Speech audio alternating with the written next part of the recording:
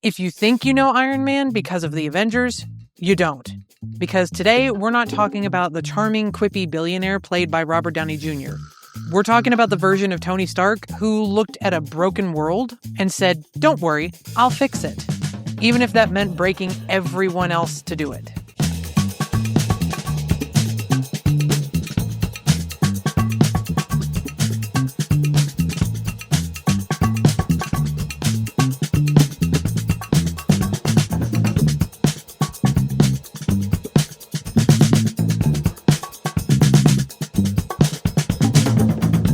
So I had an idea today, as people do, that I wanted to cover something that baffled me. I was having a discussion with my husband, trying to convince him to read more comics, and I got on the subject of Civil War. If you're not familiar with that series, it's a big one for Tony Stark battling against Steve Rogers on who's right and who's wrong in a matter that is way too big for this video. But that's a whole other video that we'll get into that later. But apparently there's some huge controversy on the series. It's my favorite comic series besides Ultimate 2, and it blows my mind to think that some people hate that era. So before we get onto that topic, we're going to need to dive deeper into the Man of Iron, so Tony Stark, aka Iron Man. As always, here's how we'll break it down. Their story arc and the moments that shaped them, their personality type and why it fits them so perfectly, and the traumas, wounds, and experiences that drive their behavior. As usual, there are two different versions of this character. Robert Downey Jr.'s version of Iron Man is not too far off as far as how cocky and smart he is, but the MCU version is what made people very interested in Marvel as a whole. When Iron Man came out in 2008, people fell in love with Tony Stark. And as the character evolves, he is one of the biggest reasons to Marvel's MCU success. Personally, the MCU version of Tony is more over the top and more of a risk taker. Kind of like with our Loki breakdown, his core is the same, but there are some major differences that make the icon he is. The MCU version is witty, theatrical, describing himself so well during his speech on Loki in the Avengers movie, and uses humor to handle bad situations. Impulsive, attention-seeking, comebacks that are next level. All of these things make up the suit that is MCU Iron Man. If you're not familiar with the comic version, pre-MCU, he is a tad different. He's much more businesslike. He's serious when it comes to his work at saving the world. And while he's still sarcastic, it's not the humor version that we'll see in the movies. He is Reed Richards with a higher score in charisma, a business owner of Stark's Industries. But enough about that, let's get into the repulsors and reactors part of Tony Stark. Because I am wanting to discuss the comic book version of Civil War, I am going to be focusing on the comic book version of him today. We'll do the MCU version at a later time, but I understand that not everyone has read the comics, and it'll probably sound very confusing if I just go into the moral reasoning behind Tony Stark's stance in Civil War if you're thinking the movie. This is not Civil War. But I appreciate two men fighting over Bucky's attention. Thanks, MCU. You've made authors of fanfiction very happy. Anthony Edward Stark was first shown in Tales of Suspense number 39 in 1963. His parents were Howard, a demanding inventor with a love of alcohol, and Maria Stark, though in some runs he was actually adopted, for whatever reason. He lost his parents in a tragic car accident at a young age, though it's said later that it was a business partner who caused it later in the comics. He eventually inherited the massive munitions and weapons empire, Stark Industries. He was the ultimate weapons designer, more grand and imaginative than his father, and thrived in the high life. During the Vietnam War, Mr. Stark traveled to the front lines to show off his latest inventions, powerful transistor-based super weapons with magnetic devices. You see where this is going. During his time here, he stepped on a booby trap or a landmine, whichever story you want to go with, which sent the shrapnel into his chest, a little too close to his heart. Captured by a communist warlord Wang Chu, Tony was placed into a prisoner's camp with a physicist named Professor Ho Yinsen. The captors demanded that Tony build them one of his famous weapons for their cause. But Tony had other ideas in mind.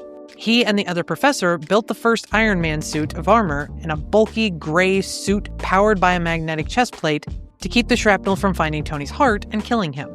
Tony uses his suit to escape, but Yinsen sacrifices himself to buy him time to do so. It's his first heroic act as Iron Man, one of many to come. In the comics, he doesn't reveal himself to be Iron Man until the 2000s. He proclaims that he is the bodyguard instead. This version of Tony is less playful, more focused on his tech to help the world, and takes said end-of-the-world conversations more seriously. He also has many a romance, much like our friend Matt Murdock. He has been with Pepper Potts, though not in the lovely romance the MCU paints. He's been with Madame Mask and even Emma Frost for a time. He doesn't have his wife and kids' love story in the comics. Pepper marries Happy. Yes, they divorce, but Tony is a harder man to love in the comics than the MCU. Hence this toxic relationship with Madame Mask, aka Whitney Frost. Their romance shows his need to fix broken things, including people. So we've talked about his history, so let's talk about the man behind the personality. While both MCU versions and comic book versions can land on the ENTP side of things, or the debater, there is a better one that fits the comic book version.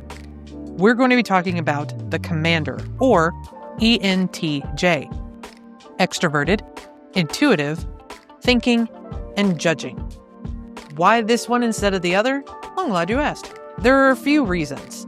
The inner doubt, anxiety, and sarcasm, they make him seem ENTP on the surface, but underneath he's still organizing chaos with a commanding presence. ENTP individuals are quick-witted and aren't afraid to disagree with others, hence debaters. While yes, that does sound like our man, they have a playful sense of humor and can be quite entertaining. MCU Tony fits this perfectly.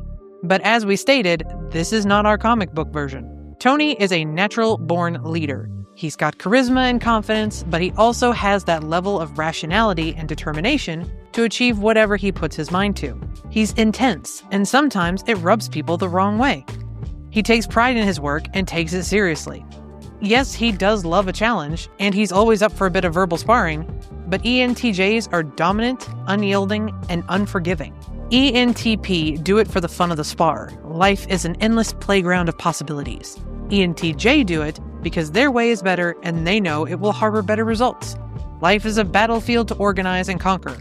I don't care if I'm a prick, at least I'm efficient. For ENTJs and for Tony Stark, failure is not an option. They conceive a vision of the future, formulate a strategy to achieve that vision, and execute each step with ruthless precision. ENTJs respect those that can match them. For instance, Tony Stark and Reed Richards get along beautifully when they're not trying to outdo each other. During the Civil War era, the two of them agreed that the Superhuman Registration Act is necessary, and even go so far as creating a clone of Thor to help their cause. Again, one of those things where the results matter more than the act. While he loves and respects Steve for his bravery and skills, he is not afraid to call out Steve Rogers for his stance on the Superhuman Registration Act. ENTJs aren't afraid to call out others on their stupidity or failures, and can seem insensitive in regards to it. You can be doing better, why are you being so stupid about it? To ENTJs or to Tony Stark, emotions are a weakness. There's no time for that when you've got a world to save or a project to be done. He often hides his feelings behind his sarcasm and quick wit so that others don't have to see if he's breaking. During the Demon in a Bottle arc in 1979, his colleague Artemis Pithens makes a remark about being too early in the day to be drinking.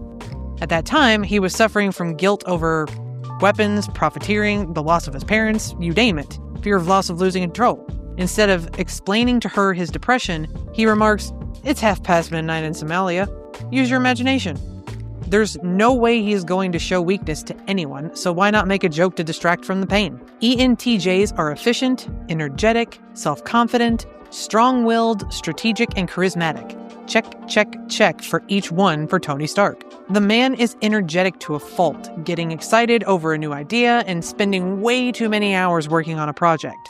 That frantic energy keeps his invention sessions going for days, which also ties into the efficiency part of his traits. Efficiency.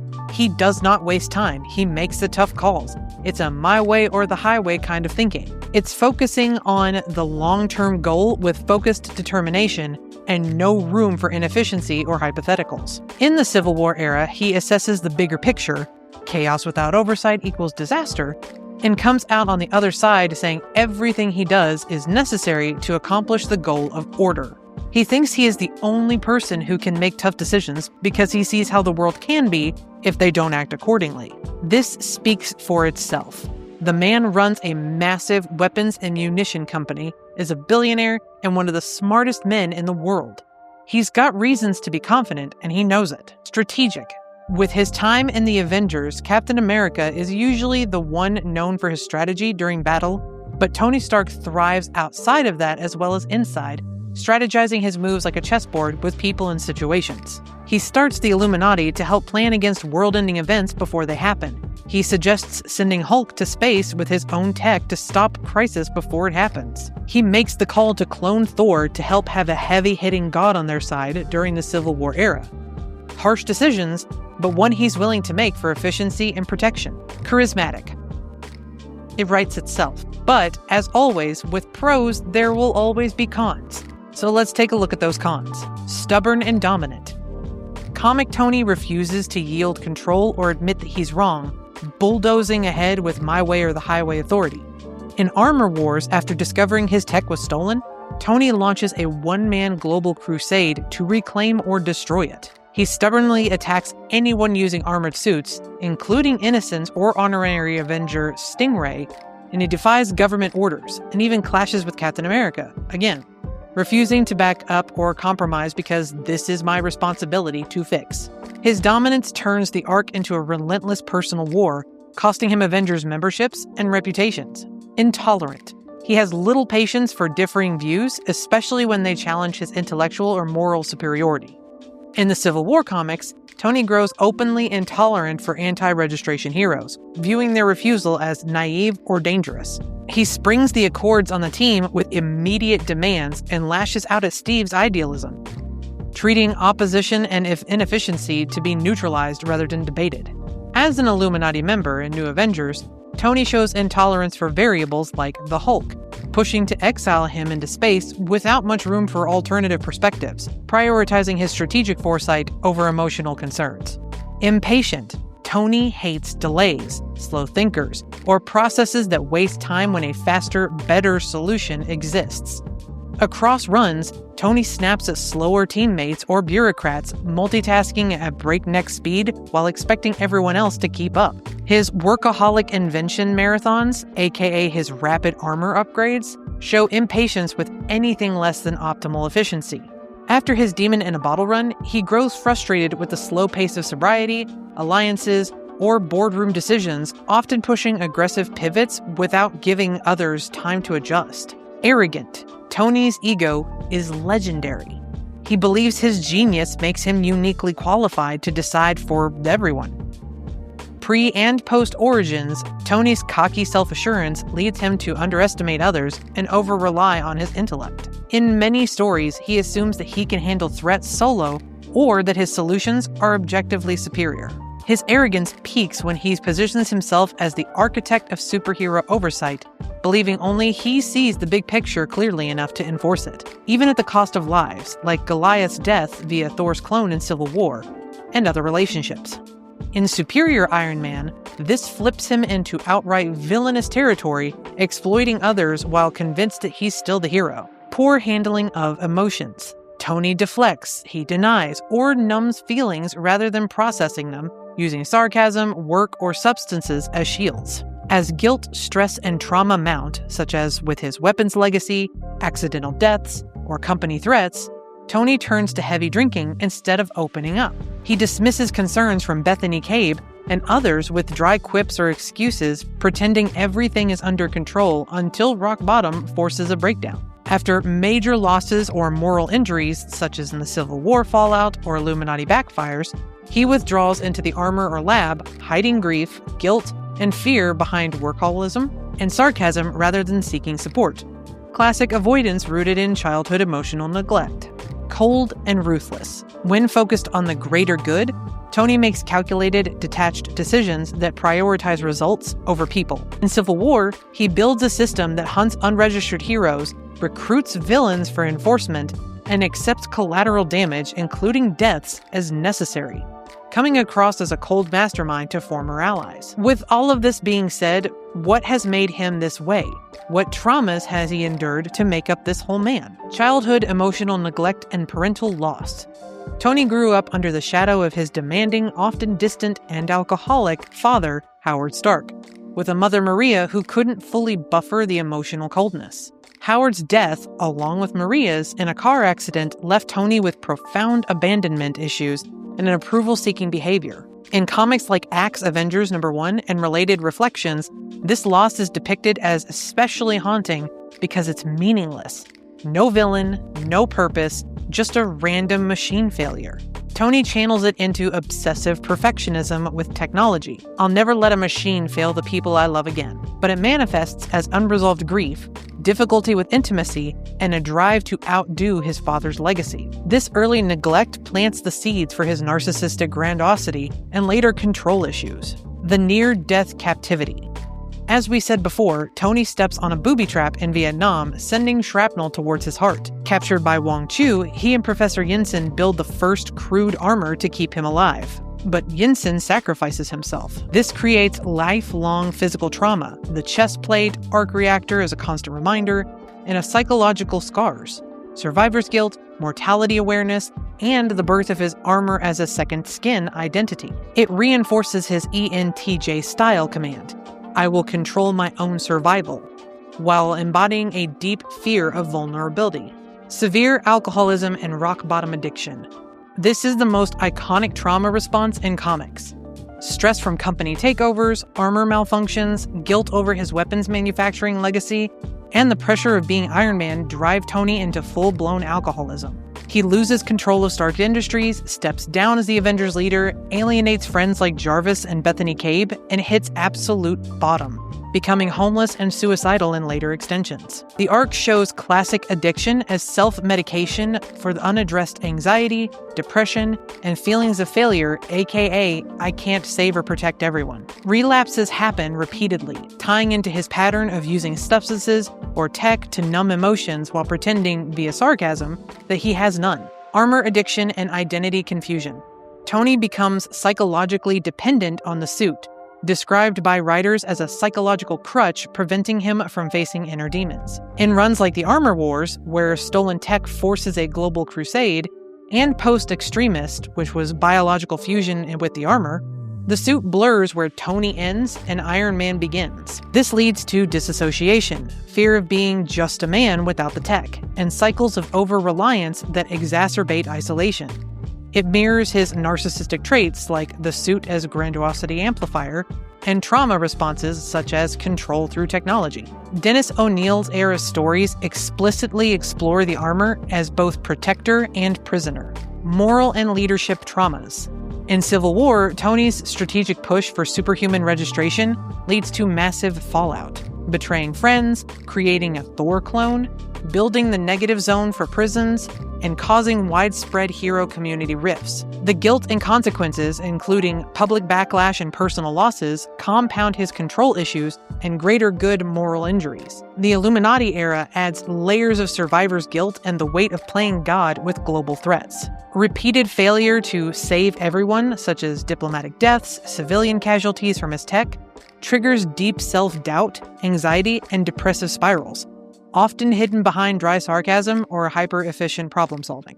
And that's the thing about comic book Tony Stark. He doesn't just build armor to protect the world. He builds systems to control it. Where the MCU gives you a hero learning humility, the comics give you a man who doubles down on control when things go wrong. In Civil War, Tony isn't the guy cracking jokes mid-battle. He's the one writing the rules, enforcing them, and deciding who pays the price while things fall apart. He's brilliant. He's efficient. He's absolutely convinced that he's right. And that's what makes him dangerous. Because when someone like Tony Stark believes the ends justify the means, there's no one left to tell him that he's gone too far. So the real question isn't, is Tony Stark a hero? It's what happens when the smartest man in the room stops asking for permission. That's going to wrap up our take on Tony Stark, so be on the lookout for our discussion on the Civil War comics controversy. I am very opinionated on that subject. If you like what we do, smash that like button, subscribe for more Marvel Monday breakdowns, and hit the bell so that you never miss an episode. Thanks for sticking it out until the very end, and we'll catch you on the next episode.